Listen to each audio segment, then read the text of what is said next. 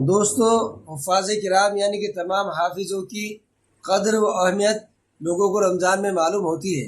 حالانکہ پورے سالہ سال لوگوں کو ان کی قدر کرنی چاہیے، ان کا احترام کرنا چاہیے، ان کی عزت کرنی چاہیے، لیکن عموماً ایسا ہوتا نہیں ہے، کیونکہ یہ امامت کے عہدے پر بھی زیادہ فائز نہیں ہوتے، زیادہ تر عالم اور مفتی ہوتے ہیں۔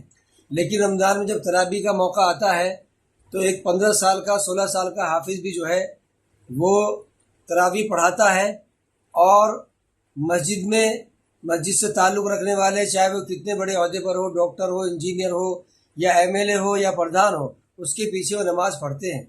دوستو، یہ قرآن کی عظمت اور قرآن کی برکت کی بات ہے کہ ایک 15 سال کا بچہ امامت کراتا ہے اور سارے لوگ اس کی اتباع کرتے ہیں۔ دیکھیے، یہ بچہ 15-16 سال کی عمر کا ہے، 15 سال کی تقریباً، اور یہ کس اچھے انداز میں قرآن کی قرات کر رہا ہے اور نماز پڑھا رہا ہے۔ اس ویڈیو کو دیکھیے غور سے۔ الحمدللہ